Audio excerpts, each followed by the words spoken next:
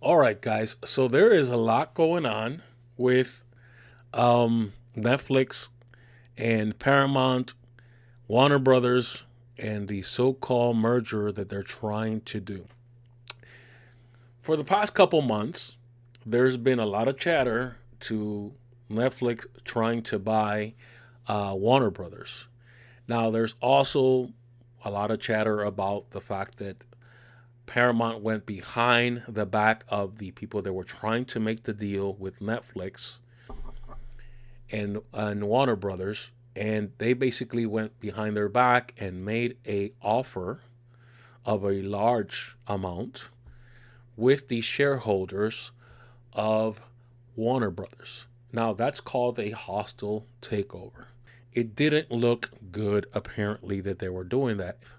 That things have gone so blown out of proportion, so much so that the government has gotten involved. And it's become a political situation. So much so that a couple days ago, there was a Senate hearing with the House of Representatives where it was a 2 hour and 11 minutes banter back and forth with different senators of different parties asking questions to the CEO of Netflix. Concerns about raising prices, concerns about some of the content that they provide on their platform, the indifference of playing certain things that play to a certain party, so on and so forth. Cost to consumers may go down? Or do you believe that you're going to have to put in place some sort of agreements to make sure that the competition remains strong and that consumers are protected in costs?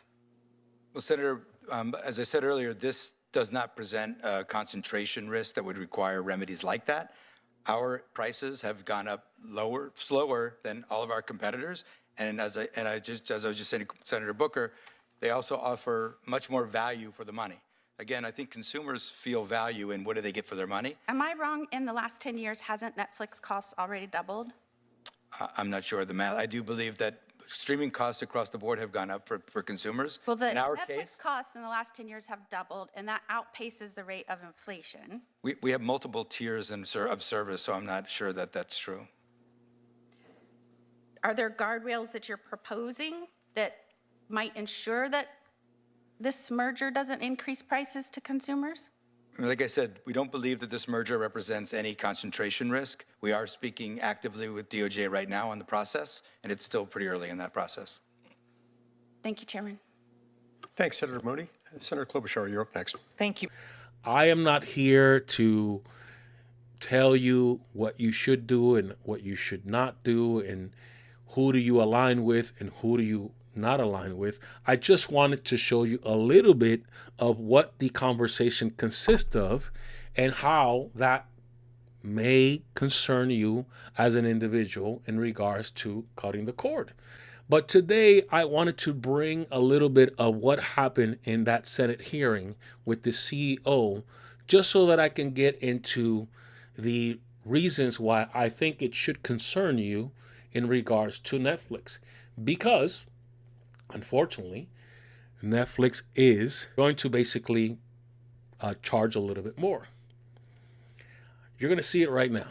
Appreciate your understanding. So I think everyone knows I've had long-time concerns about competition, and anytime the biggest player in the industry seeks to get bigger, there is concern for consumers.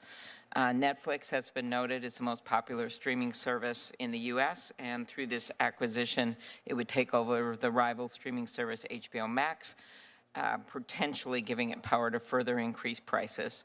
What incentives will exist, Mr. Sarandos, for Netflix to ensure streaming remains affordable for consumers and to produce more content? First of all, thank you so much, Senator. Good to see you. I'll tell you, the incentive is the business model that we've created. We've built on improving the value proposition for consumers. Whenever we come back and ask for a little more money, it's because we've given them a lot more value. And that's the dynamic I talked to you about, this price per hour of viewing being a third of some of the other services that are available. And I think people see that value in the engagement that they see. They have to really love what they're watching, and thank goodness we're doing a good job at that. So last year, Netflix raised its subscription prices while continuing to add subscribers. And I'm just concerned by combining, there would be even more incentive to do that. Well, I think we can only do that if the consumer sees the value. We are a one-click cancel. So if at any point the consumer says that's too much for what I'm getting, they could just with one click of the button cancel Netflix. So that whole process of being able to fund more entertainment for consumers, you have to do it in perfect harmony. But she is asking, I'm sorry, but am I mistaking that you guys have not raised your prices double in the past 2 years? She's not wrong. Since 2015 to the present time, Netflix has raised their price about 6 times. So what am I saying basically? You're going to pay a lot more just because they're going to have a lot of the catalogs that you can't get in other platforms. But that's the name of the game. There's nothing wrong with that. It is what it is. Okay? But you already heard there by the guy. He is saying what? The CEO said, well, I mean, it's totally up to the person who's basically watching our content. If they feel that they're paying too much, it's not that hard. All they got to do is unsubscribe. We make it easier. They don't have to pay. So basically, I don't want to say it, but let me say it. It doesn't sound like he cares if you don't want to pay more, And some of the questions that are asked by these senators throughout the back and forth and these 2 hours or whatever, they're valid concerns, not only for the senators that are asking the questions, but for individuals they represent in their different states as well, like you and me.